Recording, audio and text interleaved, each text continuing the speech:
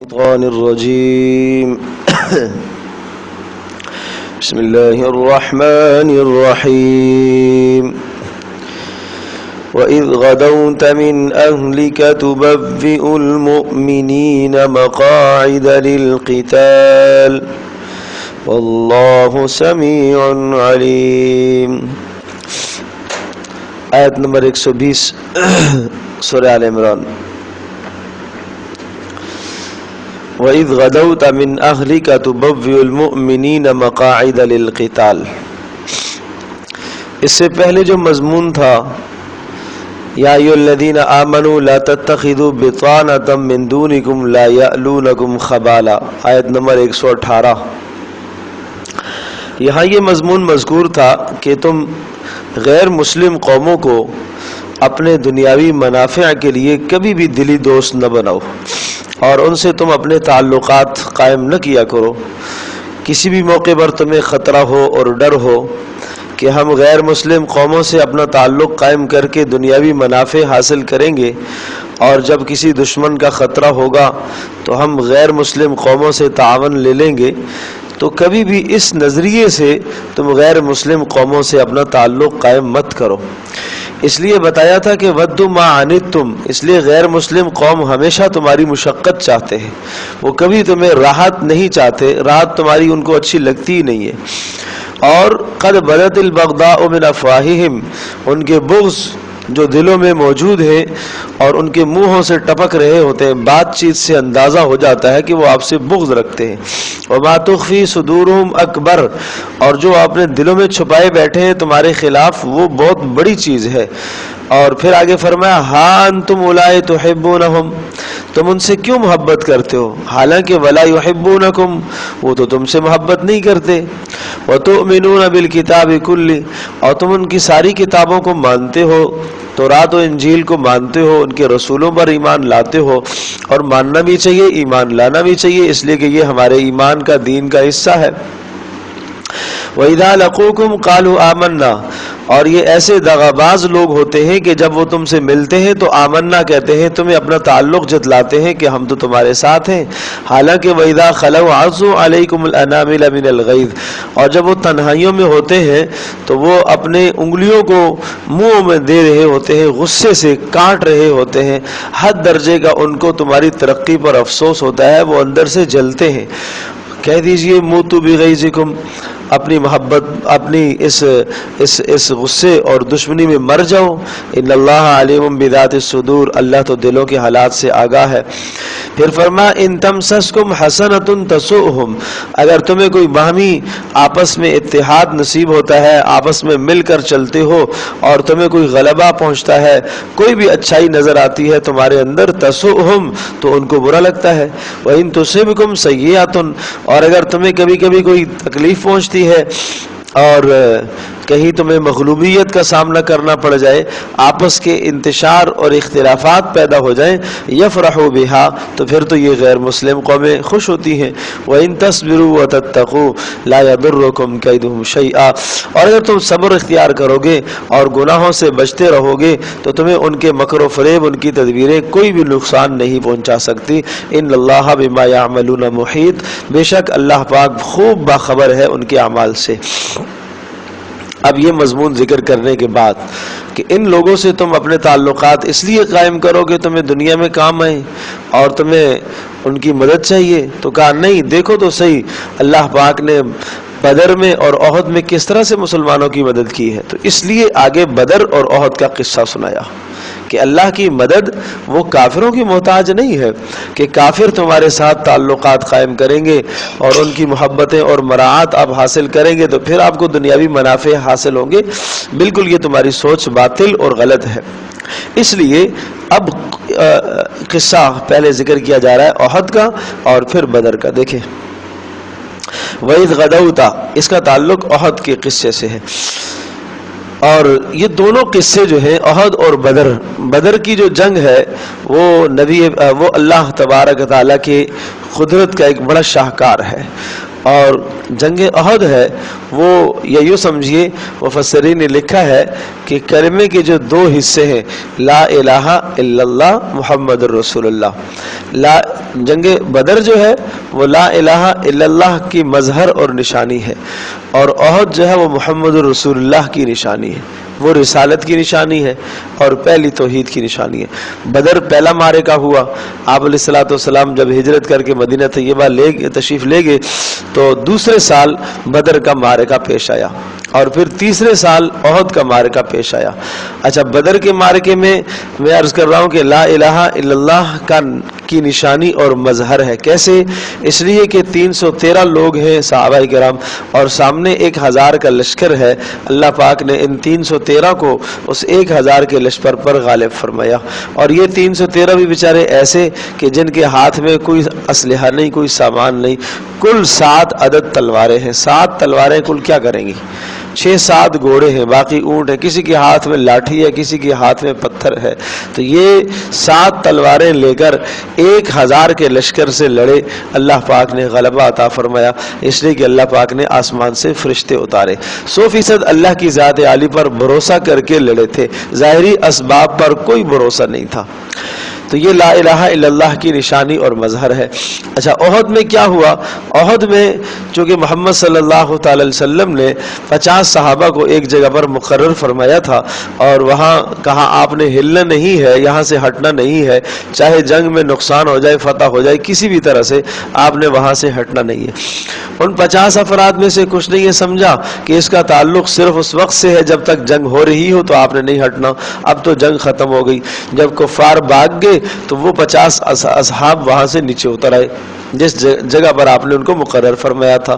جب نیچے اتر آئے تو اسی طرف سے جو ہے کافروں نے دوبارہ پلٹ کر حملہ کیا، تو وہ فتح ہوئی شکست میں بدل گئی، اور اس کے بعد پھر یہ نقصان ہوا کہ 70 صحابہ بھی شہید ہو گئے، رسول پاک صلی اللہ علیہ وسلم زخمی ہو گئے، دندان شہید ہو گئے، اور سر پر زخم آئے، چہرے پر زخم آئے، آپ ایک گھڑے میں گر گئے۔ یہ سارے حالات بعد میں پیش آئے، اور یہ سمجھایا جا رہا ہے کہ نبی کی مخالفت سے کتنا بڑا نقصان ہے۔ اس لیے کہہ رہا ہوں کہ یہ محمد الرسول اللہ کا مظہر ہے، احد کا قصہ۔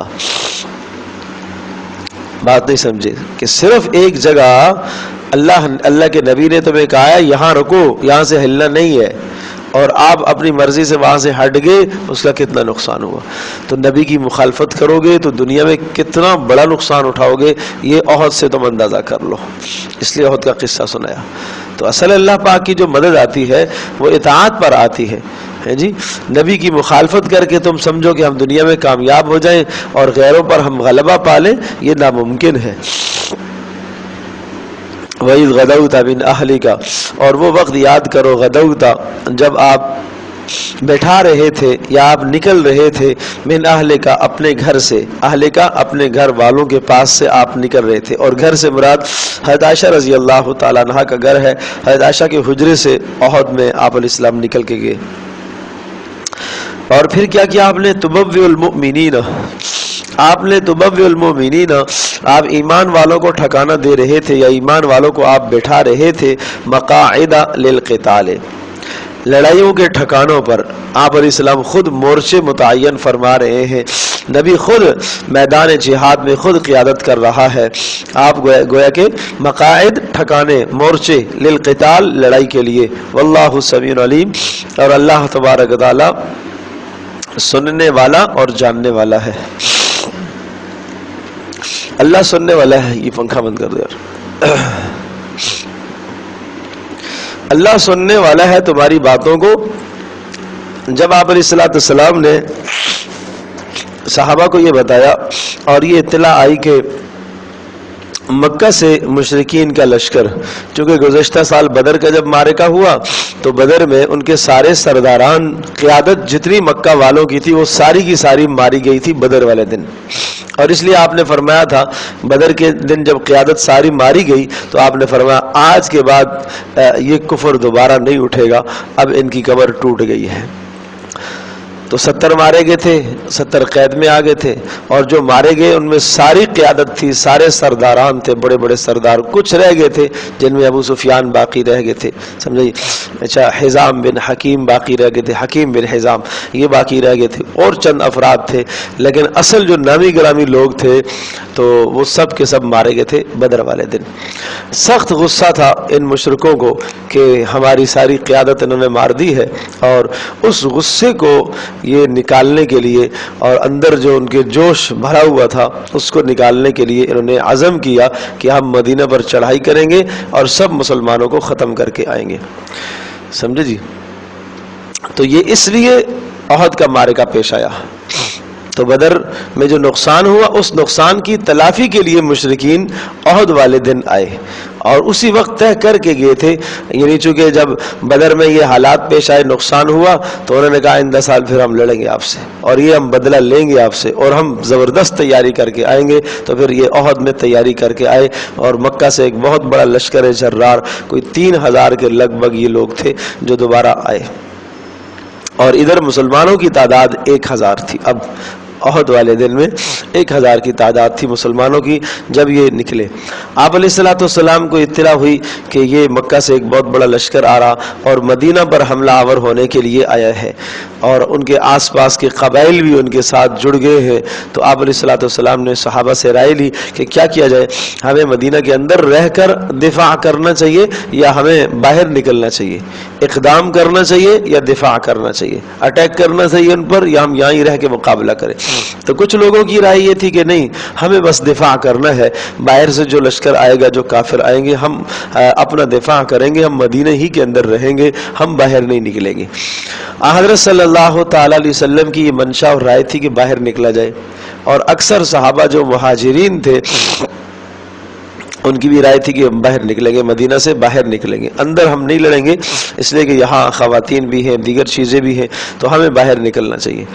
اور مدینہ میں جو رہنے والے لوگ تھے ان میں کی بعض کی رائے یہی تھی کہ مدینہ میں رہ کر ہی لڑا جائے، باہر نہ نکلا جائے، لیکن جو مخلص صحابہ تھے حضرت صلی اللہ علیہ وسلم کی رائے پر انہوں نے لبیک کہا کہ جیسے آپ کی رائے ہے ہمیں وہ تسلیم ہے۔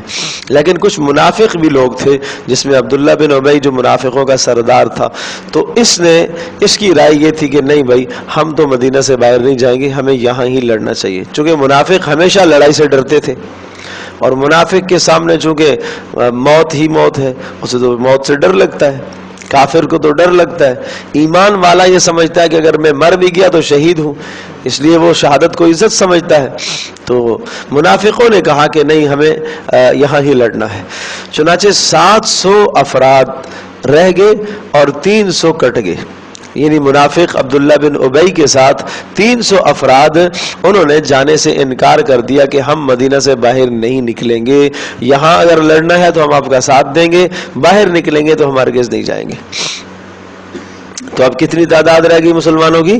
700۔ تو وہ تذکرہ ہے۔ واللہ سمیع علیم کا معنی کیا ہے کہ اللہ سننے والا اور جاننے والا ہے۔ کیا ہے کہ تمہارے حالات کو اللہ سننے والا اور جاننے والا ہے۔ آپس میں جو آپ کی مشاورت ہو رہی ہے، نبی کی منشا ہے باہر نکلا جائے اور منافقوں کی منشا ہے مدینہ کے اندر رہا جائے، اللہ پاک یہ سنتا بھی ہے اور علیم جاننے والا بھی ہے۔ منافقوں کی نیتوں کو بھی اللہ جانتا ہے، ایمان والوں کی نیتوں کو بھی اللہ پاک جانتا ہے۔ صحابہ کہتے تھے بزدلی ہے کہ یہاں ہم گھروں کے اندر رہیں، باہر نکل کر مقابلہ کریں، سامنے چلتے ہیں دیکھیں گے۔ تو یہ مدینہ منورہ کے شہر سے کوئی 4 کلومیٹر کے فاصلے پر جو جگہ ہے احد، وہاں پھر یہ معرکہ پیش آیا۔ آپ علیہ الصلوۃ والسلام نے باہر نکلنے کو ترجیح دی۔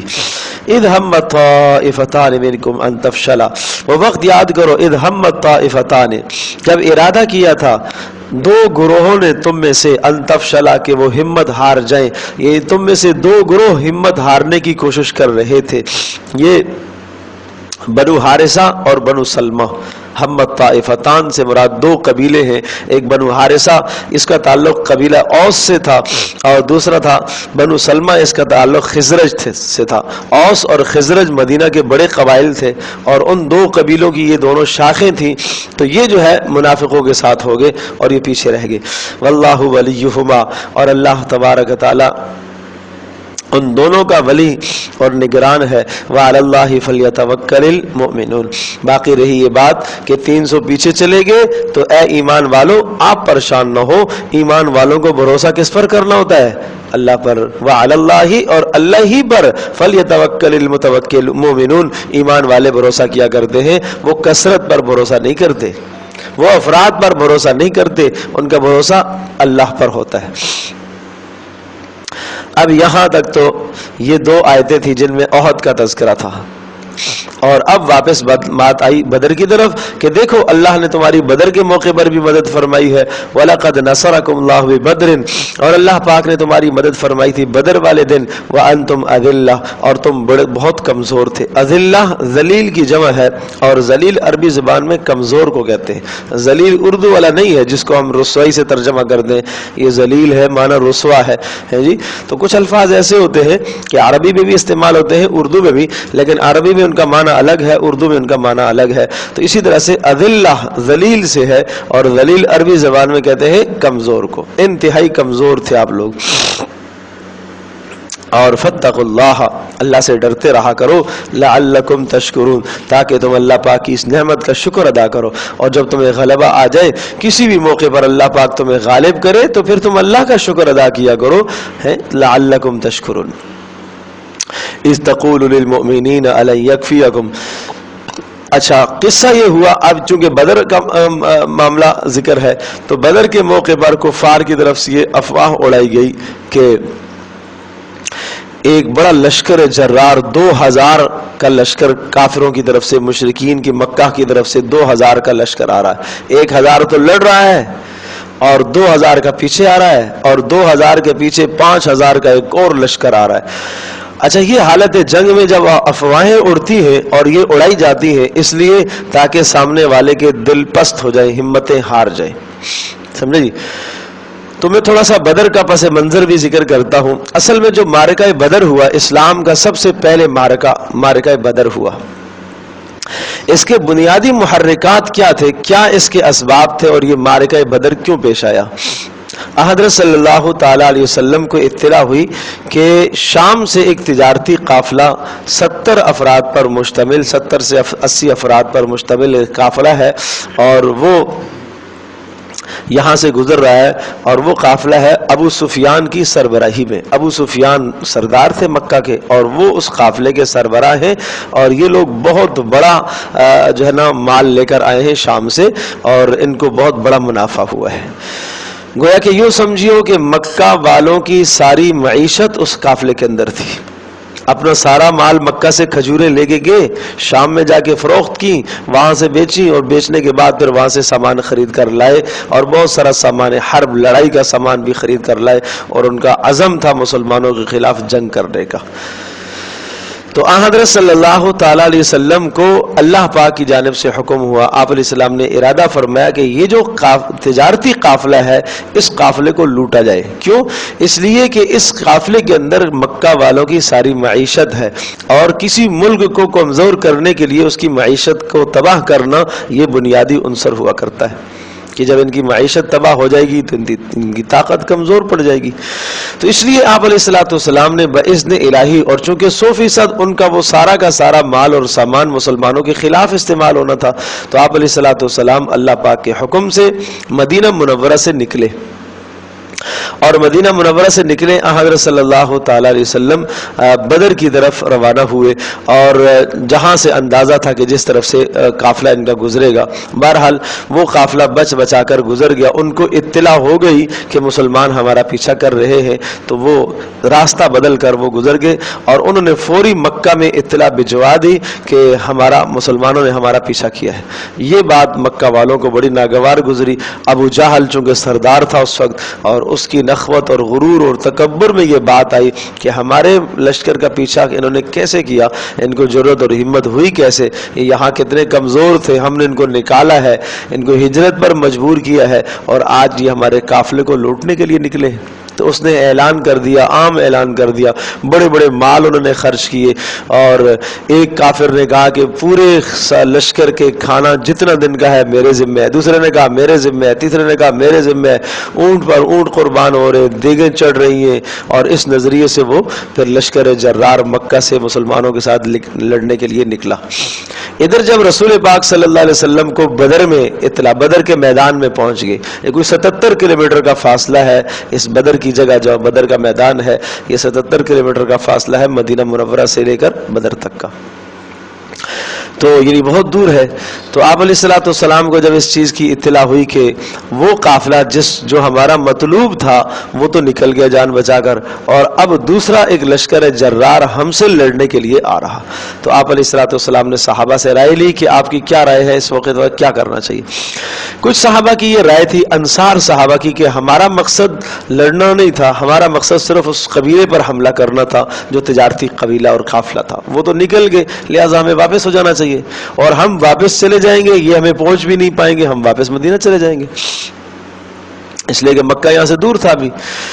حضرت صلی اللہ تعالی علیہ وسلم نے یہ جب رائے صحابہ کے سامنے رکھی تو جو عرض کر رہا ہوں کہ جو انصار تھے، انصار انہوں نے کہا ہمیں واپس جانا چاہیے، مہاجرین نے کہا کہ نہیں ہمیں لڑنا ہے، اس لیے کہ ان کے دلوں میں تو وہ جذبات تھے پہلے سے۔ کیا جذبات تھے؟ کہ ہمیں انہوں نے نکالا ہے، نکلنے پر مجبور کیا ہے، ہجرت پر مجبور کیا ہے، ان کے سامنے ساری ایذائیں اور تکلیفیں تو تھیں، ہمیں لڑنا ہے ان سے۔ تو آپ علیہ الصلوۃ والسلام نے پھر صحابہ سے رائے لی، پھر یہی رائے آئے۔ اچھا، اس میں انصار کی رائے آپ دیکھنا چاہ رہے تھے کہ انصار کی کیا رائے ہے، تو جب بار بار آپ نے کہا تو پھر انصار صحابہ نے بھی کہا۔ حضرت سعد بن معاذ رضی اللہ تعالیٰ عنہ جو انصار کے سردار تھے وہ کھڑے ہوئے کہ اللہ کے رسول آپ چلیں، ہم آپ کے ساتھ ہیں، آپ کے دائیں سے، آپ کے بائیں سے، آپ کے آگے سے، آپ کے پیچھے سے، ہر جانب سے ہم دفاع کریں گے، اس وقت تک ہم دشمن کو آپ کے پاس نہیں پہنچنے دیں گے جب تک ہماری جان میں جان ہے، آپ دیکھیں گے ہم آپ کے سامنے کٹیں گے، مریں گے۔ اور واقعی انہوں نے اس وفا کو نبھا کے دکھایا، اس وعدے کو انہوں نے نبھا کر دکھایا۔ پھر تو آپ علیہ الصلوۃ والسلام نے جب انصار کی یہ رائے سنی، سعد بن معاذ کی تقریر آپ نے سنی، سعد بن عبادہ بھی تھے، یہ بھی انصار میں سے تھے، تو پھر آپ علیہ الصلوۃ والسلام کا جی خوش ہوا اور آپ نے ارادہ کیا۔ ادھر سے اللہ پاک بھی کی منشا یہی تھی، اللہ کی کیا منشا تھی؟ اللہ کی منشا یہی تھی کہ یہی 313 جو تم ہو یہ تمہیں ہی لڑنا ہے اس 1000 کے مجمع کے ساتھ، تو اس کا تذکرہ اللہ پاک نے پھر سورہ انفال میں کیا ہے، کما اخرجک ربک من بیتک بالحق وان فریقا۔ ویسے اگر دیکھ لیں آپ تو بڑا شاندار سمجھ میں آ جائے گا پورا یہ منظر آپ کو بدر کا۔ انفال نکالیں ذرا، 9 سپارے میں سورہ انفال۔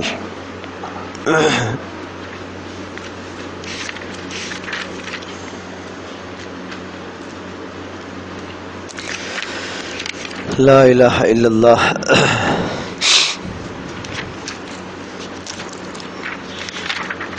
سورہ انفال کے شروع میں ہی آ جائے، پہلے رکوع میں یہ منظر ہے۔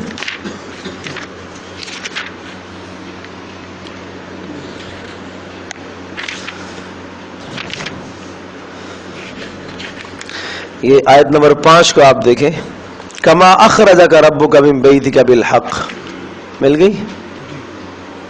اب دیکھیے یہ بدر کا تذکرہ ہے۔ اب آپ رائے لے رہے ہیں صحابہ سے کہ کیا کیا جائے، ہمیں واپس جایا جائے مدینہ میں، یا یہ جو 1000 کا لشکر آ رہا ہے کافروں کا ابو جہل کی سربراہی میں، ان سے لڑا جائے، یا ہمیں واپس مدینہ جانا چاہیے۔ کچھ نے کہا کہ ہم مدینہ چلتے ہیں، جا کے دوسروں لوگوں کو بھی لے کے آتے ہیں، اسلحہ بھی ساتھ لے کے آتے ہیں، واپس جانا چاہیے۔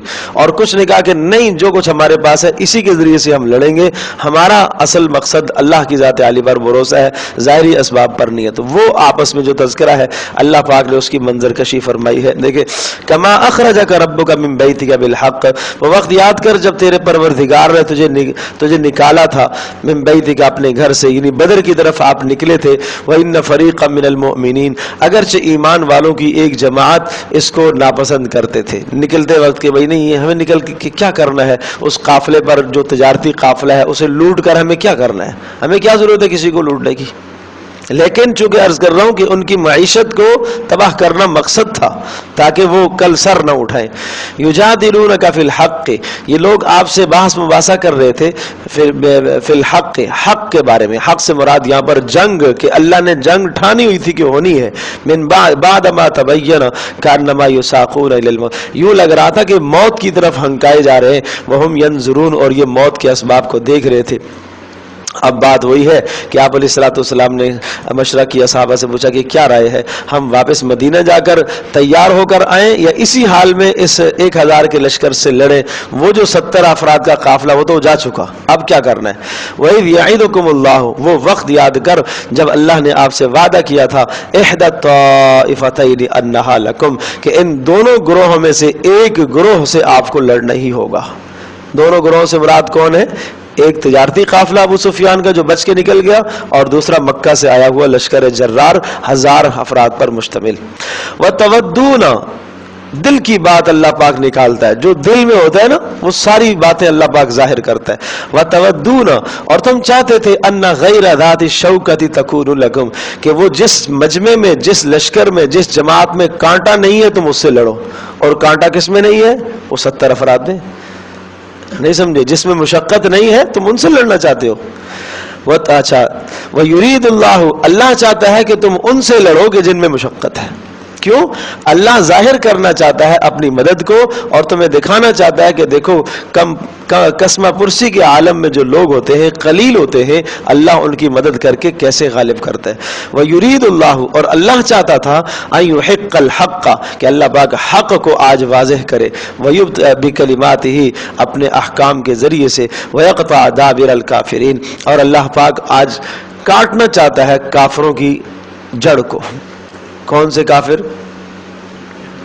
او 1000 کا لشکر.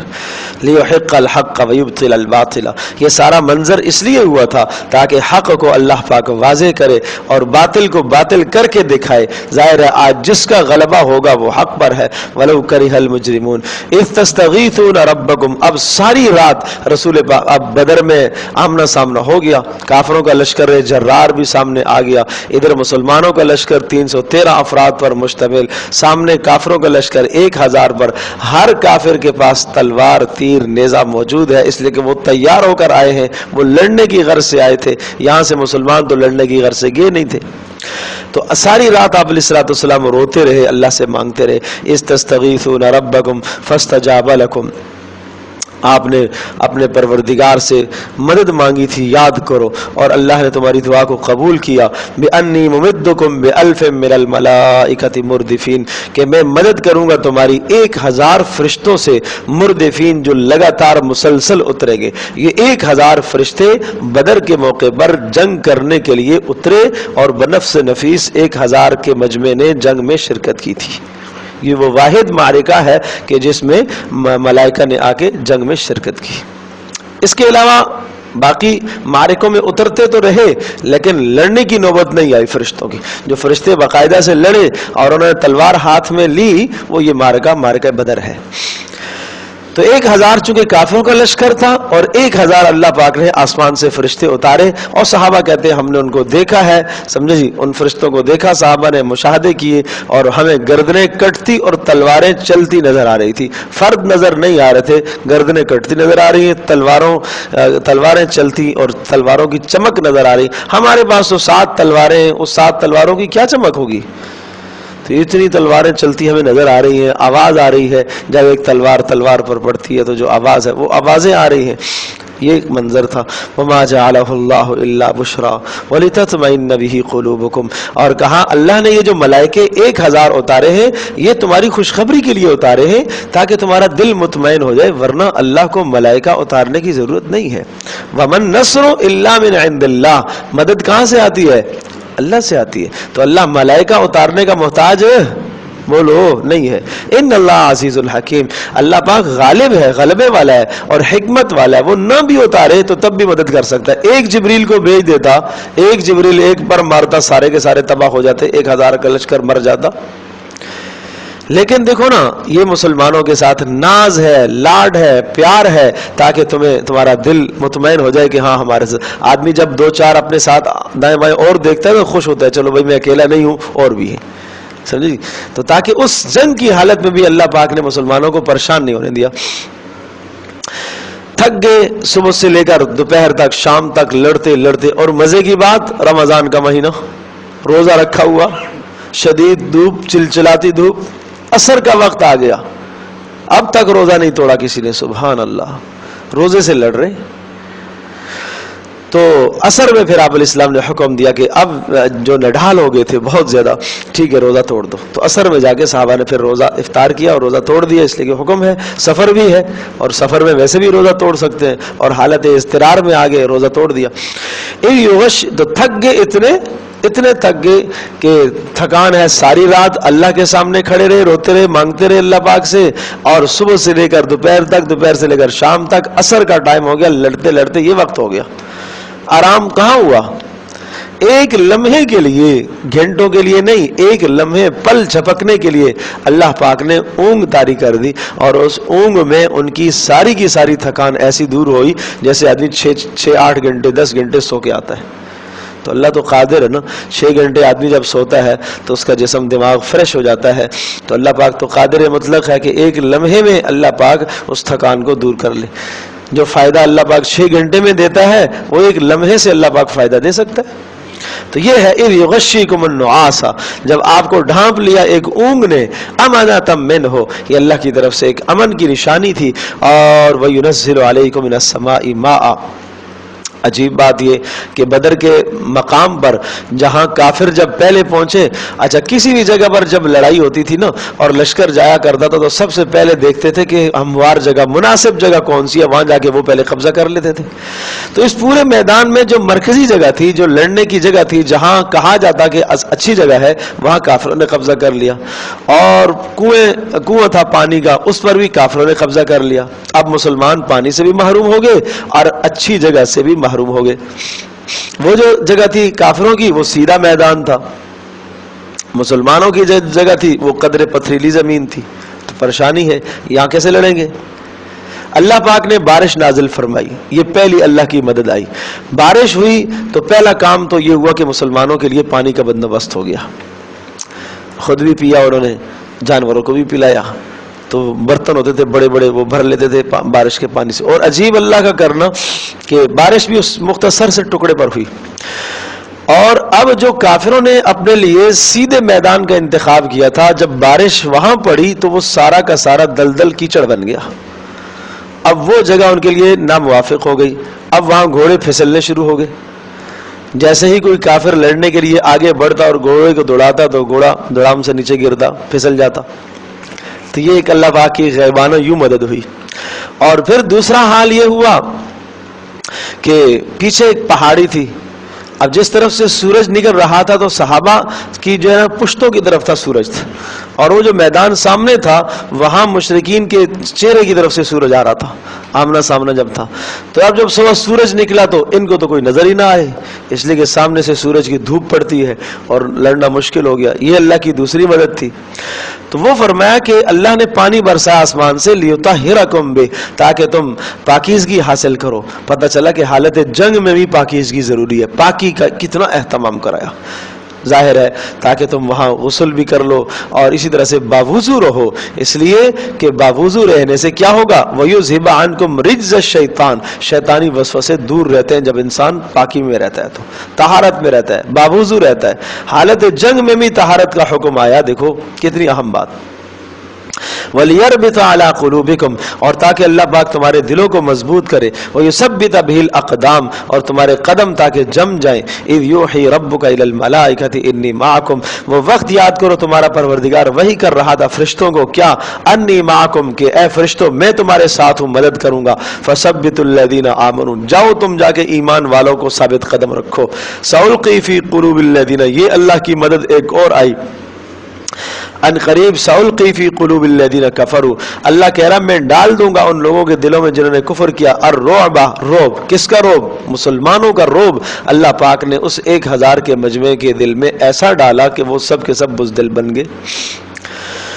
تو بھائی بات یہ ہے کہ اللہ تبارک تعالیٰ ہی روب ڈالتا ہے، اللہ ہی روب ڈالتا ہے۔ جب مسلمان اللہ سے ڈرتا ہے، اللہ سے ڈرتا ہے تو ساری دنیا پھر مسلمان سے ڈرتی ہے۔ جب مسلمان اللہ سے ڈرنا چھوڑ دیتا ہے تو پھر ساری دنیا مسلمان کو ڈراتی ہے۔ آج یہی حال ہے، سارے مسلمان کو آج ڈرا رہے۔ آج کافر بہادر نہیں ہوا، یہ مت سمجھیے گا، کافر کبھی بہادر نہیں ہوتا۔ آج کافر اسی طرح سے ہے، مسلمان بزدل ہو گیا ہے۔ کافر بہادر نہیں ہوا، کیا ہوا؟ مسلمان بزدل ہو گیا، پست ہو گیا مسلمان۔ اس کے دل سے اللہ کا رعب نکل گیا، اس کے دل سے اللہ کی محبت نکل گئی، اس کے دل سے اللہ کا خوف نکل گیا، تو پھر غیر قوموں کو اللہ مسلط کرتا ہے۔ یہ بدر کا معرکہ کیوں سمجھایا جا رہا ہے کہ دیکھو نا، یہ ایمان تم پیدا کرو اپنے اندر، اللہ تبارک تعالیٰ کی مدد اب بھی آئے گی۔ پھر کیا ہوا؟ فَاضْرِبُوا فَوْقَ الْأَعْنَاقِ وَاضْرِبُوا مِنْهُمْ كُلَّ بَنَانٍ، یہ فرشتوں کو حکم ہوا، فَاضْرِبُوا فَوْقَ الْأَعْنَاقِ، مارو ان کافروں کی گردنوں کو مارو، وَاضْرِبُوا مِنْهُمْ كُلَّ بَنَانٍ، اور ان کی جوڑوں کو مارو اور ان کو قتل کرو، ٹکڑے ٹکڑے کرو ان کو۔ اللہ اللہ اللہ، یہ اللہ اتنی سخت سزا، بڑی گہری باتیں ہیں، سمجھنے کی کوشش کرو۔ ادھر میری طرف دیکھیں، توجہ کرو۔ اللہ کا ایک قانون ہے، اللہ کی ایک سنت ہے، اللہ کا ایک طریقہ ہے کہ جب قومیں نبی کی مخالفت پر اترتی ہیں اور مخالفت میں انتہا کیا کرتی ہیں تو اللہ پاک ان کو قوموں کا استیصال کرتا ہے۔ استیصال، اللہ ان کو جڑ سے ہی ختم کرتا ہے۔ نہیں سمجھے؟ نوح علیہ السلام کی قوم نے مخالفت کی، اللہ پاک نے استیصال کی کیا صورت بنائی؟ اللہ نے پانی میں ڈبو دیے، سارے غرق کر دیے۔ فرعونیوں نے مخالفت کی، اللہ پاک نے استیصال کر دیا، سمندر میں ڈبو دیا۔ قوم سمود نے مخالفت کی نبیوں کی، اور مخالفت میں انتہا ہو گئی۔ اللہ ایمان والوں کو چند جو ہوتے ہیں تو صالح علیہ السلام کے ساتھ چند ان کو بچایا اور باقیوں کو ایک چیخ کے ذریعے سے تباہ کر دیا۔ قوم عاد جب مخالفت کی، ہود علیہ السلام کی مخالفت میں انتہا پر پہنچے، اللہ پاک نے ہوا کو مسلط کیا، ایمان والوں کو نکالا اور باقی بچوں پر ایسی ہوا مسلط کر دی، سخرها علیہم 7 لیال و 8 ایام حسوما، اللہ پاک نے 7 لیال 6 راتیں 8 دن اللہ نے اس ہوا کو مسلط کیا ہے، اور اس ہوا نے ان کا استیصال کر دیا، جڑ سے ہی ختم کر دیا۔ ولا یلد الا کافرا، ٹھیک ہے؟ تو یہ طریقہ ہے اللہ پاک کی، اللہ کی سنت ہے کہ جب کوئی قوم نبی کی مخالفت میں حد سے زیادہ انتہا کو پہنچ جاتی ہے تو کیا ہوتا ہے؟ ان کا استیصال، ان کا خاتمہ کیا جاتا ہے۔ یہ اللہ کی سنت ہے۔ آخر میں ان کو مہلت دی جاتی ہے، بھئی 3 دن ہے تمہارے پاس، اسلام قبول کر لو، نبی کی بات مان لو تو ٹھیک، ورنہ 3 دن میں عذاب آ جائے گا۔ تو قوموں نے جب نہیں مانا تو عذاب آیا، ان کی جڑیں ختم ہو گئی۔ اس کے بعد کوئی بندر بھی بنے، کوئی خنزیر بھی بنے، یہ سارے حالات گزشتہ قوموں پر آئے۔ رسول پاک صلی اللہ تعالی علیہ وسلم کی امت کے لیے یہ حکم نہیں تھا، ضابطہ یہ نہیں تھا۔ استیصال اس کا بھی کرنا ہے، جڑ سے ان کو بھی اکھیڑنا ہے، لیکن یہاں جڑ سے اکھیڑنے کا وہ ضابطہ نہیں تھا جو گزشتہ امتوں کا ضابطہ تھا کہ ناگہانی آسمان سے آفت آئے، عذاب آئے اور سب کے سب تباہ ہوئے۔ یہاں اللہ پاک نے ضابطہ دوسرا رکھا۔ کیا؟ یہاں ضابطہ استیصال کا، ان کو جڑ سے اکھیڑنے کا ضابطہ یہ رکھا کہ مسلمانوں کو ان کے ساتھ لڑایا، بدر میں لڑایا۔ تو یہ بدر میں کیا ہوا؟ کافروں کا استیصال ہوا، ان کو جڑ سے اکھیڑا گیا، ان کی ساری طاقت مار دی گئی۔ یہ کیوں ہوا؟ براہ راست اللہ نے جبریل کو کیوں نہیں بھیجا؟ چیخ کیوں نہیں ہے؟ ایک زلزلہ کیوں نہیں نازل کیا؟ یہ سارا ہو سکتا تھا، سمجھے جی؟ یہ اس لیے کہ اللہ پاک چاہتا ہے، نمبر 1 اپنی قدرت کو دکھانا چاہتا ہے کہ کمزوروں کو اللہ کیسے غالب کرتا ہے۔ نمبر 2 ان صحابہ، یہ ان کا امتیاز، ان کے ناز نخرے اور ان کی محبتیں اللہ کے ساتھ ایسی کہ ان کے دلوں کو خوش کرنے کے لیے اللہ نے ان کے ہاتھوں سے مروایا۔ مارنا تو ہے ہی ہے، ایک یہ ہے کہ دشمن خود مر جائے، آپ کے سامنے ہلاک ہو جائے، اور ایک یہ ہے کہ آپ کے ہاتھ میں ڈنڈا دیا جائے اور مارو اس کا سر، پیٹو اس کو۔ تو اس میں کیا تھا؟ زیادہ مسلمانوں کو خوشی تھی؟ نہیں جی، یہ خوشی تھی، سمجھے جی؟ اب یہ آیتیں میں بتاتا ہوں، سنیے ذرا۔ اب یہ کہا کہ یہ بدر میں کیوں ایسا ہوا؟ ذالک بانہم شاقوا اللہ ورسولہ، یہ اس لیے ہوا کہ انہوں نے اللہ اور اس کے رسول کی نافرمانی کی، کھلی مخالفت کی انہوں نے بدر میں، کافروں نے، مکہ والوں نے حد درجے کی انتہا کر دی، یہاں تک کہ نبی کو نکلنے پر مجبور کر دیا۔ وَمَن يُشَاقِقِ اللَّهَ وَرَسُولَهُ، اور جو اللہ اور اس کے رسول کی مخالفت کرتا ہے اس کا یہی علاج ہے، اس کی یہی سزا ہے، فَإِنَّ اللَّهَ شَدِيدُ الْعِقَابِ، اللہ پھر سخت سزا دیتا ہے۔ اور سزاؤں کی دو صورتیں ہیں، یا تو استئصال کی یہ صورت کہ اللہ آسمان سے کوئی عذاب برسا دے، اور یا یہ کہ ان کمزوروں کو اللہ پاک ان پر غالب کرے، یہاں یہ صورت آئی۔ ذالکم فذوقوہ وان للکافرین عذاب النار، اور فرمایا یہ اس لیے ہوا کہ جناب ان سے کہا جائے اب بھگتو عذاب، کہاں سے بھگتو؟ کافروں سے کہا گیا، مکہ والوں سے، اب بھگتو، وہ جن کو تم نے نکالا تھا نا انہی کے ہاتھوں سے آج تمہیں مرنا ہے، انہی کے ہاتھوں سے۔ وہ تو ابو جہل کا قصہ مشہور ہے، جب اس کو کاٹا گیا، عبداللہ بن مسعود اس کی گردن کاٹنے کے لیے گئے تو اس نے کہا یار تھوڑا سا اوپر سے کاٹنا تاکہ گردن اونچی لگے، پتہ چلے کسی سردار کی گردن ہے۔ اس کے لیے کیا موت تھی ابو جہل، وہ کٹنے سے پہلے خود ہی مر گیا، مرنے سے پہلے مر گیا کہ ایک چھوٹے چھوٹے بچے معاوض اور معاذ دونوں نے میری جان لے لی، آخر میں جو رئیس قصر تھی عبداللہ بن مسعود نے جا کے پوری کی۔ تو اس کے لیے اس سے بڑی کیا ذلت تھی کہ سردار ہے۔ اچھا سردار کو اگر کوئی سردار مارتا نا تو پھر اس کے لیے اتنا غم نہیں تھا، اس سردار کو حمزہ قتل کرتا تو پھر مسئلہ نہیں تھا، علی مارتے پھر بھی مسئلہ نہیں تھا، سردار کو جو بچوں نے مارا ہے تو وہ اس مرنے سے پہلے ہی مر گیا، سمجھے جی، موت تو یوں ہی آ گئی اس کی۔ پھر ایمان والوں کو سنایا اذا لقیت، اگلی آیتوں کو دیکھو، یہ سب بدر کا قصہ ہے۔ اذا لقیتم الذین کفروا زحفا فلا تولوہم الادبار، اور جب تمہارا مقابلہ ہو کافروں سے دو بدو آمنا سامنا ہو تو دیکھو طے شدہ بات ہے کہ غالب تمہیں آنا ہے، فلا تولوہم الادبار، تم نے پیٹھ نہیں پھیرنی ہے۔ وَمَن يُوَلِّهِمْ يَوْمَئِذٍ دُبُرَهُ إِلَّا مُتَحَرِّفًا لِقِتَالٍ أَوْ مُتَحَيِّزًا إِلَىٰ فِئَةٍ، اور جو آدمی اپنی پیٹھ کو پھیرے گا تو پھر فَقَدْ بَاءَ بِغَضَبٍ مِّنَ اللَّهِ، اللہ کا غضب اور اللہ کا غصہ اس پر ہوگا۔ جب تمہیں بتا دیا کہ اللہ نے مدد تمہاری کرنی ہے تو پھر تمہیں غم کی کیا بات ہے، پھر تمہیں لڑنا ہے۔ اب بات وہ ہے کہ استئصال کے دو طریقے ہیں، کیا؟ ایک تو یہ کہ اللہ پاک آسمان سے عذاب برسائے اور قوم تباہ ہو جائے، غرق ہو جائے، اور دوسرا کیا ہے کہ اللہ پاک کمزوروں کے ہاتھ میں ڈنڈا دے، تلوار دے، اور ان کے ذریعے سے ان کو پٹوائے۔ اب یہ اس کو ذرا تھوڑا سا توبہ میں دیکھو، سورہ توبہ میں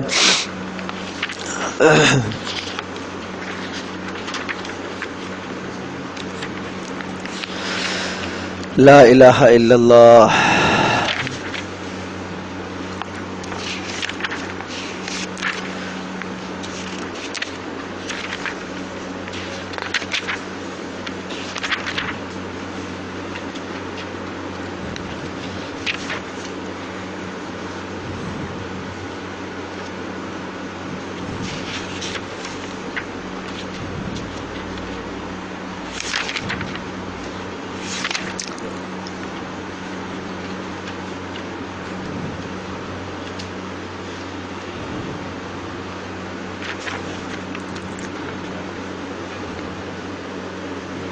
وہ کہاں ہے؟ وَيَشْفِ صُدُورَ قَوْمٍ مُّؤْمِنِينَ، یہ رہا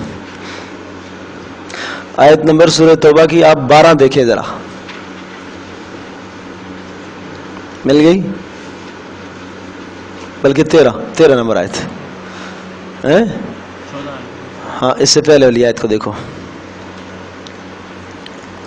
ہاں، الا تقاتلون قوما نکثوا ایمانہم، کیوں نہیں لڑو گے ان سے تم؟ صحابہ مسلمانوں کو کہا گیا بتاؤ ذرا کیوں نہیں لڑو گے ان سے، کیا رکاوٹ ہے تمہیں لڑنے سے؟ وہموا باخراج الرسول، اور انہوں نے رسول کو نکالا مکہ سے، وہم بدؤوکم اول مرہ، اور انہوں نے پہلے مخالفت کی ہے، انہوں نے لڑنے کی کا آغاز انہوں نے کیا ہے۔ اتخشونہم، کیا مسلمانوں تم ان کی فوج سے اور ان کی کثرت سے تم ڈرتے ہو؟ فاللہ احق ان تخشوہ، اور اللہ سے ڈرنا چاہیے تمہیں، ان کنتم مومنین، تمہارے ایمان کا تقاضا یہ ہے کہ تمہیں کس سے ڈرنا چاہیے؟ اب دیکھو، قاتلوہم، ان کا استئصال کرنا نا، جڑ سے اکھیڑنا ہے بدر میں، قاتلوہم، مارو ان کو، یعذبہم اللہ بایدیکم، اللہ ان کو عذاب دینا چاہتا ہے تمہارے ہاتھوں سے۔ سمجھے جی؟ اللہ ان کا استحصال کرنا چاہتا ہے، جڑ سے ختم کرنا چاہتا ہے تمہارے ہاتھوں سے۔ نمبر 2 وَيُخْزِهِمْ، اللہ ان کو رسوا کرنا چاہتا ہے۔ جب تم مارو گے نا تو ان کی رسوائی ہوگی، اپنی موت مریں گے تو وہ بات نہیں ہوگی، مزہ نہیں آئے گا۔ اور وَيَنْصُرْكُمْ، اور اللہ تمہاری مدد کرنا چاہتا ہے، عَلَيْهِمْ، ان کے خلاف، اللہ تمہیں غلبہ دینا چاہتا ہے۔ وَيَشْفِي صُدُورَ قَوْمٍ مُؤْمِنِينَ، اور ایمان والوں کے دلوں کو اللہ ٹھنڈا کرنا چاہتا ہے۔ تو ایمان والوں کا دل کیسے ٹھنڈا ہوگا؟ بولو، جب اپنے ہاتھوں سے ماریں گے دشمن کو، جب اپنے ہاتھوں سے مارا جاتا ہے نا پھر دل ٹھنڈا ہوتا ہے، پھر دل ٹھنڈے ہوں گے کہ جناب 13 سال انہوں نے ہمارے ساتھ کیا کیا زیادتیاں کی ہیں، مکہ سے نکالا ہے انہوں نے، نبی کو نکلنے پر مجبور کیا ہے، نبی کو اپنا مسکن، اپنی جائے پیدائش چھوڑنی پڑی ہے، قربانیاں دی ہیں۔ اور وَيُذْهِبْ غَيْظَ قُلُوبِهِمْ، اور اللہ تبارک و تعالی ان کے دلوں سے وَيُذْهِبْ غَيْظَ قُلُوبِهِمْ، غضب اور غم کو دور کرنا چاہتا ہے۔ وَيَتُوبُ اللَّهُ عَلَى مَن يَشَاءُ، اور اللہ پاک جس کو چاہے گا پھر توبہ کی توفیق دے گا۔ بہت سارے ایسے تھے جو بدر میں شریک کافر نہیں ہوئے تھے، اور بہت سارے ایسے تھے جو شریک بھی تھے، بعد میں اللہ نے ان کو اسلام کی توفیق عطا فرمائی۔ یہ تو اللہ کا نظام ہے، واللہ علیم حکیم۔ پھر اگلی بات میں سخت ڈانٹ آئی ہے، بھائی ام حسبتم ان تترکوا، تمہارا کیا خیال ہے تم ایسے ہی چھوڑ دیے جاؤ گے؟ ایسے ہی تم چھوڑ دیے جاؤ گے؟ ایسے ہی تم جنت میں چلے جاؤ گے؟ وَلَمَّا يَعْلَمِ اللَّهُ الَّذِينَ جَاهَدُوا مِنكُمْ، ابھی تک تمہارے اوپر وہ حالات آئے نہیں ہیں جو پہلوں پر آئے ہیں، اللہ نے آزمائش ہی نہیں کی ہے، امتحان میں ڈالا ہی نہیں ہے تمہیں کہ تم میں سے کون لڑنا چاہتا ہے اور کون لڑ سکتا ہے اور کون لڑنے کا جذبہ رکھتا ہے۔ کافروں کے خلاف لڑنے کا جذبہ کون رکھتا ہے؟ کوئی لڑنے کا جذبہ رکھنا بھی کوئی دہشت گردی ہے بھائی۔ یہ بات میں پہلے بھی عرض کر چکا ہوں، ایک آدمی اپنا کھیت لگاتا ہے اور اس کھلیان اور کھیت کے اندر ایک چوکیدار رکھتا ہے، کوئی درندہ آ کے خراب کرتا ہے، کوئی فرد خراب کرتا ہے، کیا اس کو حق نہیں پہنچتا کہ وہ چوکیدار رکھے اور آنے والے درندے یا آنے والے انسان جو اس کے کھلیان اور کھیت کو خراب کرتا ہے اس کے سر پر ڈنڈا مارے؟ یہ تو اس کا حق ہے۔ تو اسی طرح سے اللہ پاک نے ایک دھرتی بنائی ہے، اس دھرتی میں اللہ چاہتا ہے میرا قانون نافذ ہو، اور اسلام کا اللہ پاک نے اسلام کا ایک لشکر اللہ پاک نے تیار کیا ہے، اور اللہ تبارک و تعالی نے اسلام کی ایک کھیتی تیار فرمائی ہے، جو اس کھیتی کو تباہ کرنے کے لیے آئے گا اس کے خلاف تو ڈنڈا اٹھانا ہے۔ اور یہی فلسفہ جہاد ہے، یہی جہاد کا فلسفہ ہے، اس کے سوا اور کچھ نہیں ہے۔ اسلام کبھی نہیں چاہتا کہ آپ کافروں کی املاک کو بلا وجہ تباہ کرو، بلا وجہ تباہ کرو۔ یہاں صاف کہا نا کہ تم کیوں نہیں لڑتے ہو، پہل انہوں نے کی ہے، پھر بھی تم نہیں لڑو گے ان سے۔ وہ تمہارے سر پر پہنچ آئے ہیں ڈنڈے لے کے اور مارنے کے لیے، پیٹنے کے لیے، اور تم کہو کہ نہیں ایسا نہیں ہے۔ تو یہ اصول ضابطے سمجھائے، تو کہا کہ یہ اس لیے استحصال کا یہ طریقہ اختیار کیا گیا کہ بدر میں 70 کافروں کو مارا گیا، 70 قید میں آئے، بڑے بڑے سردار مارے گئے، ان کی کمر ٹوٹ گئی، اور یہ سارا اس لیے ہوا تاکہ تمہارے دلوں کو ٹھنڈا کیا جائے، تمہیں سکون ملے۔ اللہ اکبر۔ اب واپس آ جائیں چوتھے سپارے میں۔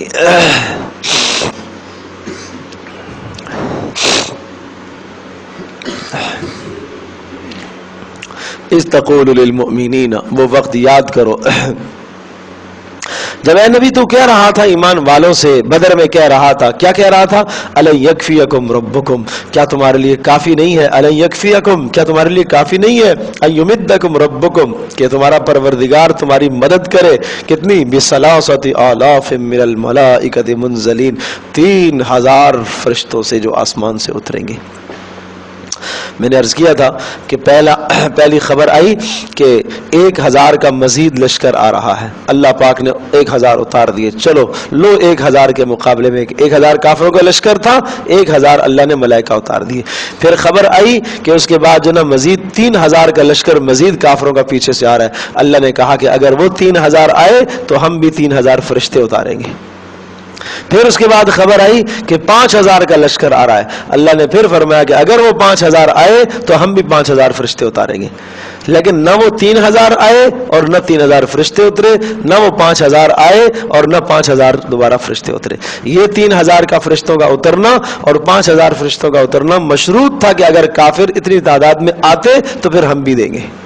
دیکھو بلا کیوں نہیں، ان تصبروا وتتقوا، اور اگر تم صبر کرو گے وتتقوا، دیکھو کسی بھی جگہ پر کامیابی کے لیے دو شرطیں ہیں بھائی، دو شرطیں ہیں کامیابی کے لیے، صبر اور تقوی، صبر اور تقوی۔ ہر جگہ پر آپ دیکھیں جہاں پر بھی یہ دو جملے آئیں گے، جہاں بھی کافروں کے سامنے لڑنے کی بات آئے گی نا، مدد کی بات آئے گی، تو یہ دو بنیادیں ہیں، صبر دین پر استقامت، تقوی گناہوں سے بچنا۔ اگر یہ تم کرو گے تو اللہ کی مدد آئے گی، اس کے بغیر اللہ کی مدد نہیں آتی۔ اور تم یہ کہو کہ جناب ہم اپنی خواہشات پر چلیں اور ہم منمانی کی زندگی گزاریں اور جناب کافر ہمارے سامنے آئیں اور وہ تباہ بھی ہو جائے، ایسا نہیں ہے، اللہ کی سنت یہ نہیں ہے۔ اور یہ بات میں پہلے کئی بار کہہ چکا ہوں کہ مقابلہ مسلمانوں کا جب کافروں کے ساتھ ہوتا ہے تو در حقیقت وہ مقابلہ اسباب کا نہیں ہوتا، وہ مقابلہ کافروں کا اللہ کے ساتھ براہ راست، کیونکہ مسلمان اللہ کا نائب ہے، براہ راست اللہ کے ساتھ مقابلہ کافر کرنے آتے ہیں، اور اللہ کے مقابلے میں کوئی بھی ٹک نہیں سکتا۔ بدر میں ہوا یہی کہ وہاں کافروں کا مقابلہ براہ راست اللہ سے جنگ ٹھانی انہوں نے، ہے جی۔ اور جب بات ہوتی ہے اسباب کی، آج کل کی جنگیں ساری کی ساری اسباب کی جنگیں ہیں۔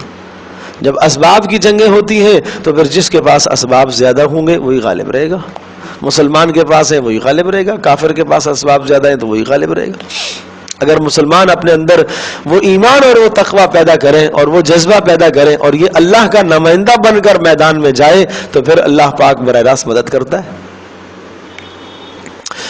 لا الہ الا اللہ۔ دیکھو بلا ان تصبروا وتتقوا، کیوں نہیں، ان تصبروا وتتقوا، اگر آپ صبر کریں گے اور تقوی اختیار کریں گے، وَيَأْتُوكُم مِّن فَوْرِهِمْ هَٰذَا يُمْدِدْكُم رَّبُّكُم بِخَمْسَةِ آلَافٍ مِّنَ الْمَلَائِكَةِ مُصَوِّمِينَ، وَيَأْتُوكُم، اور یہ آ جائیں گے، مِّن فَوْرِهِمْ، اگر یہ آئے، یہ کافر دوبارہ آئے، سنو اسی گھڑی میں اگر دوبارہ یہ کافر 5000 کا لشکر آیا تو سن لو، هَٰذَا يُمْدِدْكُم رَّبُّكُم، یہ تمہارا پروردگار مدد کرے گا، بِخَمْسَةِ آلَافٍ مِّنَ الْمَلَائِكَةِ، 5000 فرشتوں کے ذریعے سے جو آسمان سے اتریں گے، مسومین، اور وہ نشان زدہ زرہ پوش ہوں گے اور اسلحہ پہن کر اتریں گے، اور ہر کافر کے لیے متعین فرشتہ ہوگا، اس نے اس کو مارنا ہے، اس نے اس کو مارنا ہے۔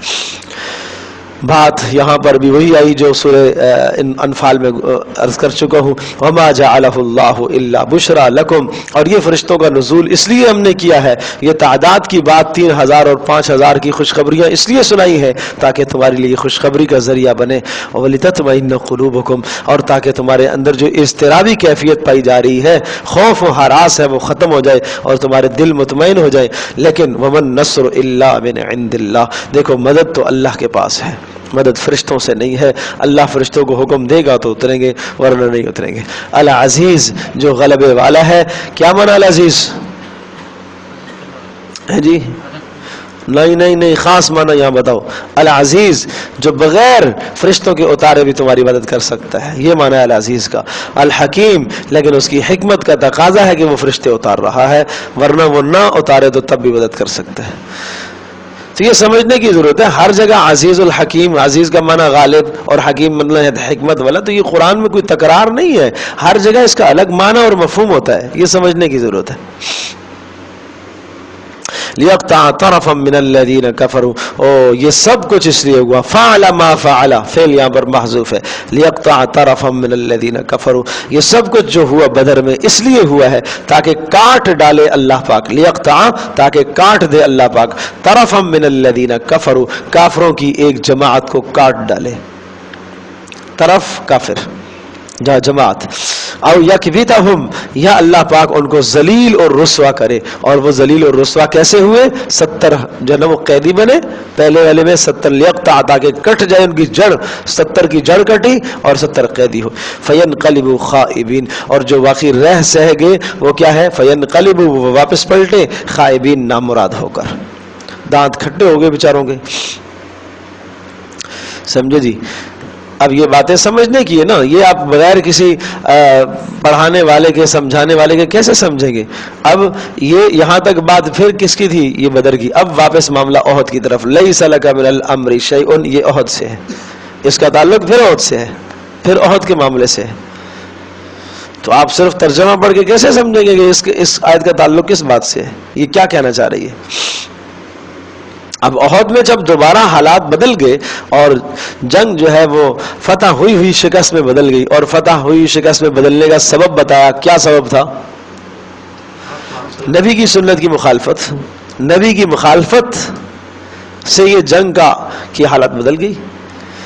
تو اب اس کے بعد حضرت صلی اللہ تعالی علیہ وسلم کے سامنے صحابہ نے کہا اللہ کے رسول آپ بد دعا فرمائیں ان کے لیے۔ تو نبی پاک صلی اللہ علیہ وسلم نے ہاتھ اٹھائے، اور ہاتھ اٹھا کر آپ نے یہ کہا اللہم اغفر لی قومی اللہم اہدی قومی فإنہم لا یعلمون۔ بڑے عجیب جملے ہیں، بڑے عجیب جملے ہیں، سبحان اللہ، کیا ہی پیارے اخلاق تھے، کیا ہی پیارے اخلاق تھے۔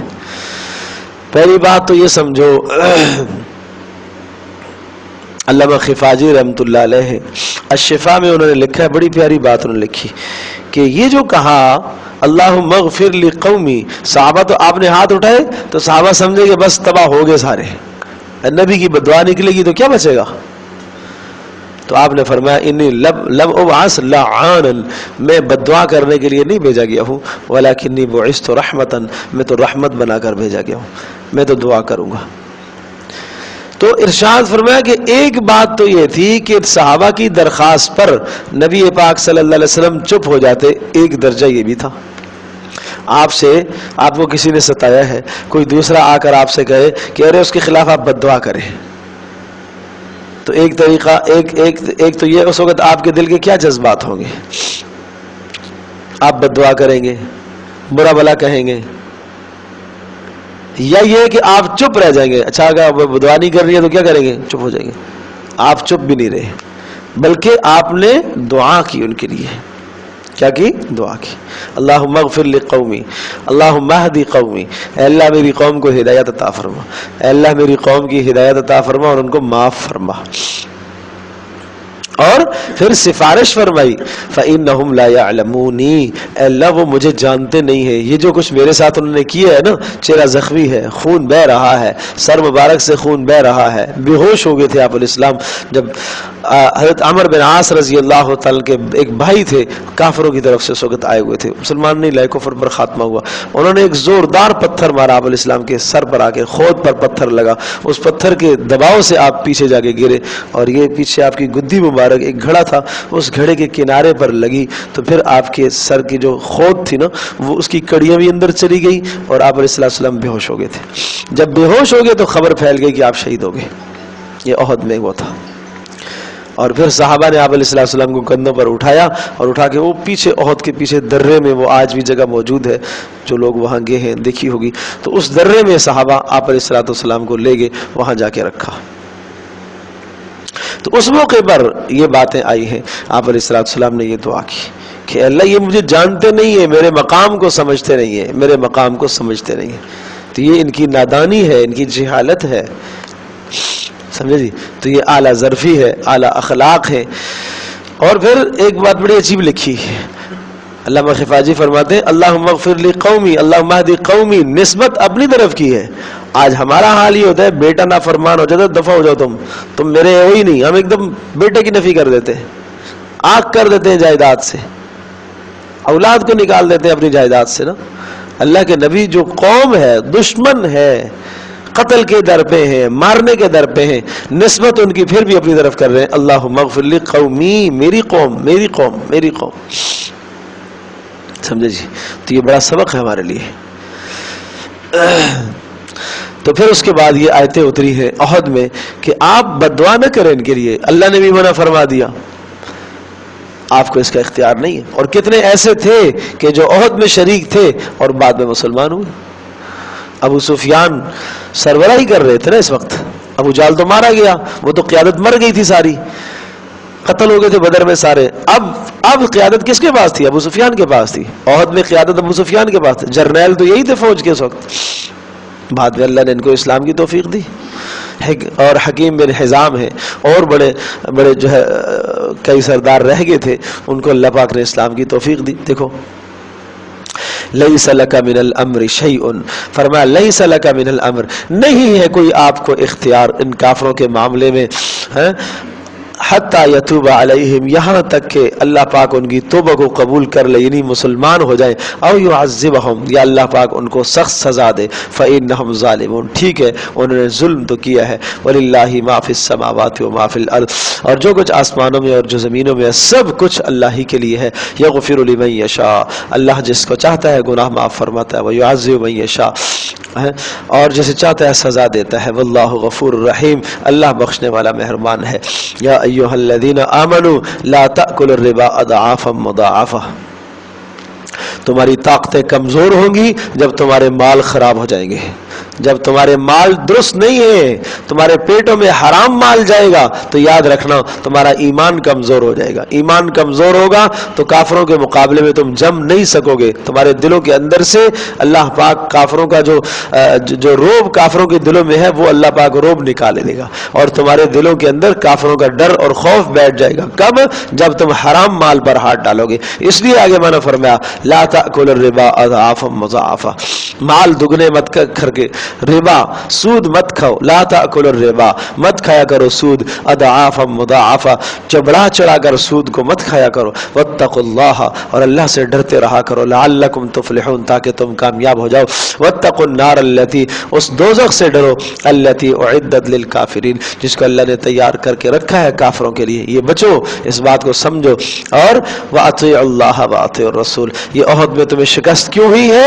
اس لیے کہ رسول کی مخالفت تم نے کی ہے، واطیعوا اللہ، کامیابی کا راستہ یہ ہے اللہ کی اطاعت، والرسول، اور رسول کی اطاعت، لعلکم ترحمون، تاکہ تمہارے پر رحم کیا جائے، وسارعوا الی مغفرہ، آؤ تمہیں جنت کا راستہ بتاتے ہیں، وسارعوا، دوڑ پڑو، دوڑ لگا دو، جلدی کرو، الی مغفرۃ، اپنے پروردگار کی بخشش کی طرف، وجنت، اور اس جنت کی طرف، ارضھا السماوات والارض، جس کا پھیلاؤ اور جس کی چوڑان اتنی زیادہ ہے کہ ساتوں آسمانوں اور زمینوں کو ملایا جائے تو اس جنت کی چوڑان اتنی بنے گی، تو لمبائی کا کیا کہنا، عام طور پر چوڑان تھوڑی ہوتی ہے، چیزوں کی لمبائی زیادہ ہوتی ہے، یہ ایک ادنا جنتی کو اتنی جنت ملے گی، پوری جنت کی نہیں، ایک ادنا، ساتوں آسمانوں کو پھیلا دو، ساتوں زمینوں کو پھیلا دو، اور جتنا رقبہ بنتا ہے اتنی جنت ایک شخص کو ملے گی۔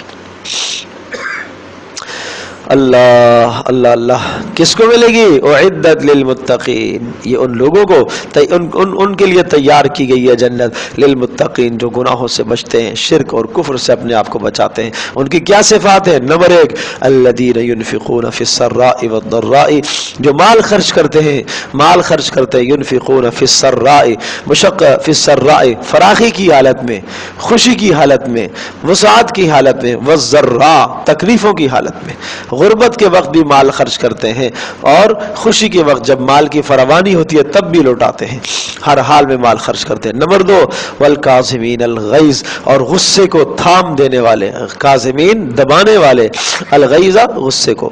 نمبر 3، والعافین عن الناس، صرف دبانا ہی نہیں ہے بلکہ درگزر بھی کرنا ہے، معاف بھی کرنا ہے۔ واللہ یحب المحسنین، اور مزید احسان کرنے والے، اپنے دشمنوں کے ساتھ احسان بھی کرنے والے ہوں، غصے کو دبانے والے، درگزر کرنے والے، اور احسان کرنے والے۔ تو مسلمانوں کے لیے تو یہ نرم گوشہ رکھو بھائی، ہر وقت خرچ کرنے کی کوشش کیا کرو، خوشی کی حالت میں، غمی کی حالت میں، تنگ دستی کے عالم میں، وسعت کے عالم میں، ہر عالم میں خرچ کرو۔ والکاظمین الغیظ، اور مسلمان پر غصہ آئے تو غصے کو دبا دو۔ والعافین عن الناس، اور درگزر کر دو۔ واللہ یحب المحسنین، اور اللہ تبارک و تعالیٰ پسند کرتا ہے احسان کرنے والوں کو۔ والذین اذا فعلوا فاحشۃ، اور کس کے لیے جنت ہے؟ اس کا عطف بھی اسی پر ہے، ان لوگوں کے لیے اذا فعلوا، یہ نہیں یا اللہ یہ تو بہت بلند مقام ہے، یہ تو ہم نہیں پا سکتے۔ کیا؟ نمبر 1، ينفقون في السراء والضراء، ہر حال میں خرچ کرنا تو بہت ممکن نہیں ہے۔ والکاظمین الغیظ، غصہ آتا ہے ہم نہیں پی سکتے، ہاتھ اٹھ جاتا ہے، زبان کھل جاتی ہے غصے میں۔ والعافین عن الناس، اور اندر اتنے انتقام کی آگ بھڑکتی ہے ہم تو معاف بھی نہیں کر سکتے۔ واللہ یحب المحسنین، تو کہتا ہے احسان کر دشمن پر، ہم سے تو نہیں ہو سکتا۔ اگر یہ اعلیٰ درجے کے نہیں بنتے ہو تو یہ تو بنو دوسرے درجے کے. کیا؟ اذا فعلوا فاحشۃ، اگر بھولے سے ان گناہوں میں سے کوئی گناہ ہو جائے، حقوق العباد میں کوتاہی ہو جائے، غصے میں آ کر آپے سے باہر ہو کر زبان کھول دی، ہاتھ اٹھا دیا، سامنے والے کو معاف کرنا تھا نہیں معاف کر کے زیادتی کر لی ہے، او ظلموا انفسہم، یا اپنی جان پر کوئی ظلم کر لیا ہے گناہ کر کے، ذکر اللہ، جب تمہیں اللہ کی عظمت یاد آئے، فاستغفروا لذنوبہم، پھر اللہ سے اپنے گناہوں کا استغفار کیا. ایسوں کے لیے بھی جنت ہے. سمجھے جی؟ تو یہ نہیں ہے کہ چلو ہم تو یہ بڑی مشکل کام ہے تو بھائی وہ نہیں کر سکتے ہو، گناہ سے بچ کر جنت نہیں پا سکتے ہو تو گناہ کر کے استغفار کے ذریعے سے تو جنت حاصل کرو نا. تو پہلے والے راستے سے جنت نہیں حاصل کر سکتے تو دوسرے راستے پر تو آؤ. والذین اذا فعلوا، پھر اس آیت کو دیکھو، والذین اذا فعلوا فاحشہ، اور فرمایا وہ لوگ اذا فعلوا فاحشۃ، جب کوئی بے حیائی کا کام گناہ کا کر گزرتے ہیں، اور فاحشہ کا تعلق اوپر جتنی باتیں گزری ہیں، یعنی تمہیں ہر حال میں خرچ کرنا چاہیے تھا نہیں کر سکے ہو، والکاظمین الغیظ، غصے کو دبانا چاہیے تھا نہیں دبا سکے، والعافین عن الناس، درگزر کرنا چاہیے تھا نہیں کر سکے، احسان کرنا چاہیے تھا نہیں کر سکے، نفس کے جذبات سے، نفس کے تقاضوں سے مغلوب ہو گئے، شیطان سے مغلوب ہو گئے اور کچھ تم نے زیادتی کر دی ہے حقوق العباد کے معاملے میں، او ظلموا انفسہم، یا اپنی جان پر ظلم کر لیا، ذکر اللہ، پھر اس کے بعد تمہیں اللہ پاک یاد آ جائے تو فاستغفروا لذنوبہم، اللہ پاک سے اپنے گناہوں کی انہوں نے بخشش طلب کر لی تو ان کو بھی اللہ جنت دے دے گا. ومن یغفر الذنوب الا اللہ، اور کون ہے جو اللہ کے سوا تمہارے گناہوں کو معاف کرے. لیکن یاد رکھیے گا تتمہ استغفار، استغفار تمہارا مکمل جب ہوگا، ولم یصروا علی ما فعلوا وهم یعلمون، ولم یصروا، اصرار نہیں کرتے، علی ما فعلوا، جو گناہ کر لیا نا اس گناہ پر اصرار نہیں کرتے، دوبارہ اس گناہ کی طرف نہیں پلٹتے، وهم یعلمون، اور وہ وهم یعلمون، اور وہ جانتے بھی ہیں کہ گناہ کتنا برا کام ہے، توبہ ضرور کر لینی چاہیے. اولئک، ایسوں کو کیا ملے گا؟ سبحان اللہ، سبحان اللہ، کیا ملے گا ایسوں کو جو گناہ کر کے استغفار کر لیتے ہیں اور اس طرح اصرار نہیں کرتے. اولئک جزاؤہم، ایسوں کا ثمرہ، ایسوں کا ثمرہ، ایسوں کا بدلہ، ان کی جزا مغفرۃ من ربہم، ان کے پروردگار کی طرف سے بخشش کا فیصلہ، وجنات، اور وہ باغات، تجری من تحتها الانہار، جن کے نیچے سے نہریں بہ رہی ہوں گی، خالدین فیہا، نعمت ملنے کے بعد اگلا کھٹکا یہ ہوتا ہے کہ نعمت چھن نہ جائے، کہا نہیں خالدین فیہا، ہمیشہ ہمیشہ رہیں گے. ونعم اجر العاملین، اور کیا ہی خوب ہے کام کرنے والوں کا اجر ہے، کیا ہی بہترین مزدوری ہے ان کام کرنے والوں کی. قد خلت من قبلکم سنن فسیروا فی الارض فانظروا کیف کان عاقبۃ المکذبین. اللہ اللہ. پھر بات وہی آئی ہے احد کی. بیچ میں تھوڑا سا کہا کہ دیکھو تمہاری ہمتیں پست کیسے ہوں گی جب تم حرام مال میں ہاتھ ڈالو گے، تمہاری ہمتیں پست ہوں گی، اس لیے سود نہ کھانا. اللہ تمہاری مدد کرے گا جب تمہارے پیٹوں کے اندر حلال مال جائے گا، اور درگزر کے جذبات تم رکھو، عفو اور معافی کے جذبات تم رکھو. پھر بات آئی ہے کہ یہ استحصال جو اللہ پاک نے کیا ہے، کافروں کی جڑ کو اکھیڑا ہے اللہ پاک نے. بدر میں تم نے مارے تھے، 70 کو مارا تھا، آج احد میں تمہارے 70 شہید ہو گئے. یہ تو تمہیں پتہ ہے نا، ان کے جو مارے گئے وہ سیدھے واصل جہنم ہوئے، اور تمہارے جو شہید ہوئے سیدھے جنت میں پہنچے. یہ تسلی دی ہے بدر میں نا. دل ٹوٹ گئے تھے صحابہ کے، بہت دل ٹوٹے، ہم حق پر ہیں، نبی ہے ہمارے ساتھ، پھر بھی شکست، پھر بھی کیوں ایسا ہوا. اب دیکھو کیسے اللہ نے تسلیاں دی، ایسے پیار سے، ایسے محبت سے اللہ تسلیاں دے رہا ہے. قد خلت من قبلکم سنن، قد خلت من قبلکم، تم سے پہلے گزر چکے، سنن، حالات، لوگوں کے حالات، نبیوں پر حالات آئے ہیں. جیسے آج بدر میں حالات آئے ہیں تمہارے اوپر، اس قسم کے حالات پہلے بھی نبیوں پر آئے ہیں. فسیروا فی الارض، چلو نکلو زمین میں سیر کرو. فانظروا کیف کان عاقبۃ المکذبین، پھر دیکھو انجام جھٹلانے والوں کا کیا ہوا ہے. ہمیشہ جھٹلانے والے تباہ ہوتے ہیں. ھذا بیان للناس، یہ اللہ کی طرف سے یہ مضمون واضح ہے لوگوں کے لیے اور ہدایت ہے. ہے اور واعظ ہے ایمان والوں کے متقیوں کے لیے. ولا تہنوا، ہمت مت ہارو، ہمت مت ہارو. جیسا کہ کوئی محسن اور کوئی مربی اور کوئی شفیق باپ اپنی اولاد کو نصیحتیں کر رہا ہوتا ہے، اس سے کہیں زیادہ محبت بھرے جذبات میں اللہ پاک نے احد کے موقع پر صحابہ کو تسلیاں دی. ولا تہنوا ولا تحزنوا، ولا تہنوا ہمت مت ہارو، ولا تحزنوا غم مت کھاؤ. تم زخمی ہو گئے، تمہارے 70 شہید ہو گئے، غم نہیں کرو. فانتم الاعلون، اللہ تمہیں ہی غالب رکھے گا. لیکن ان کنتم مؤمنین، اگر تم ایمان پر جمو گے تو غلبے کی شرط ایمان ہے.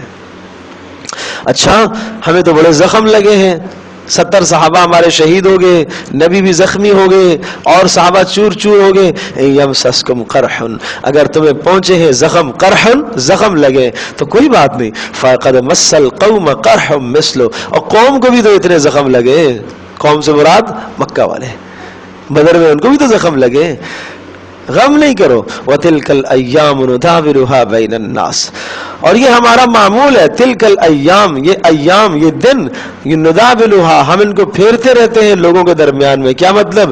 کبھی ان کو غالب کریں گے، کبھی تمہیں غالب کریں گے، کبھی ان کو غالب کریں گے تو کبھی تمہیں غالب کریں گے.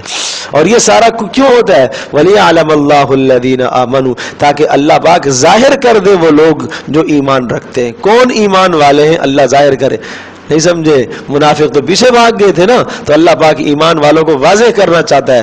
نمبر 2، وَيَتَّخِذَ مِنْكُمْ شُهَدَاءَ، اللہ پاک تم میں سے شہداء کا انتخاب کرنا چاہتا ہے کہ تاکہ تم کٹو مرو اور تمہیں شہادت کی عظمت کا پتہ چلے. وَاللَّهُ لَا يُحِبُّ الظَّالِمِينَ، اور اللہ تبارک تعالیٰ بے شک ظالموں کو پسند نہیں کرتا.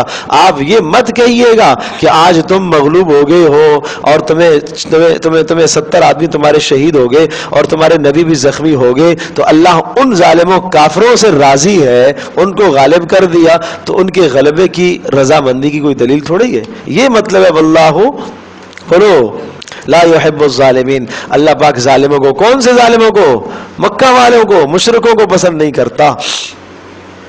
وَلِيُمَحِّصَ اللَّهُ الَّذِينَ آمَنُوا وَيَمْحَقَ الْكَافِرِينَ. اور بہادری کی گئی ہے، بہادری دلائی گئی ہے. وَلِيُمَحِّصَ، تمحیص کہتے ہیں پاک کرنا.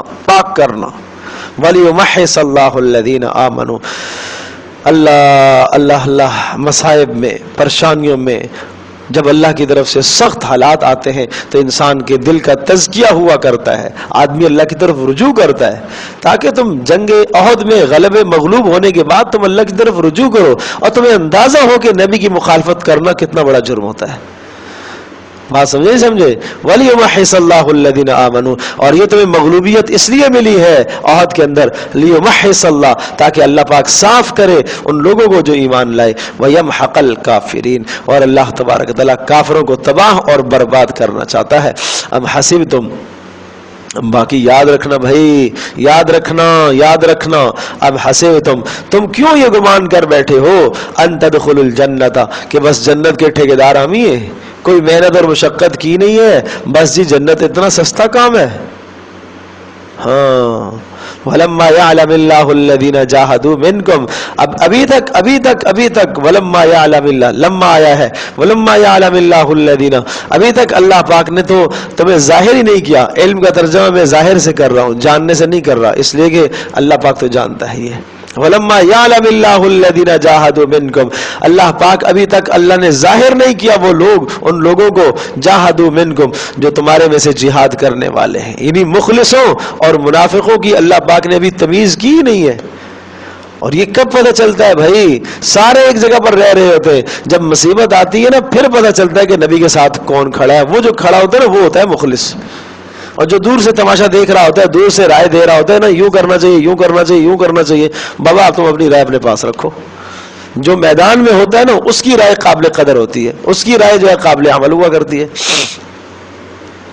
اللہ اکبر.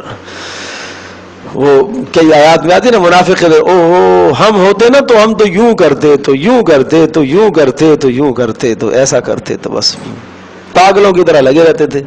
اچھا ہم نہیں تھے نا، ہماری بات سنی نہیں گئی ہے. کتنا دل ٹوٹا صحابہ کا احد میں. جو 300 پیچھے منافق بھاگ گئے تھے نا، اب انہوں نے تانے دیکھا ہماری نہیں سنی، ایسا ہوا. ہماری سنتے تو یہ حال نہ ہوتا.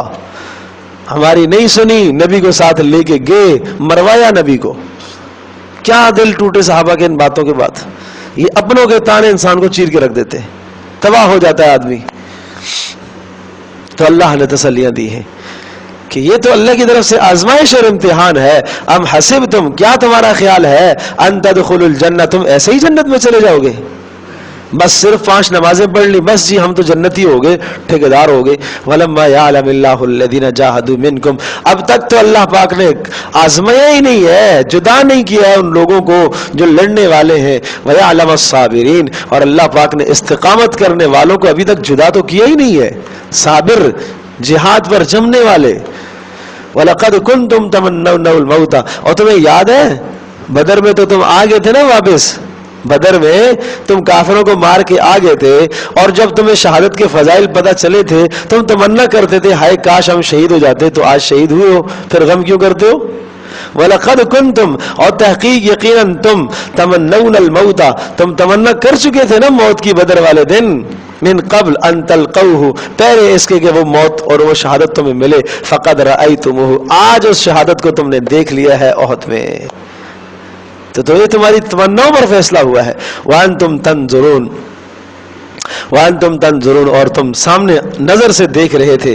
وَمَا مُحَمَّدٌ إِلَّا رَسُولٌ قَدْ خَلَتْ مِنْ قَبْلِهِ الرُّسُلُ, کیا نبی اگر زخمی ہو جاتا ہے, کیا نبی اگر شہید ہو جاتا ہے تو تم دین چھوڑ دو گے؟ ہاں, اب جب یہ احد کی بات ہے, نبی علیہ الصلوۃ والسلام جب زخمی ہو گئے نا تو اور بے ہوش ہو گئے تو دل ٹوٹے نا صحابہ کے.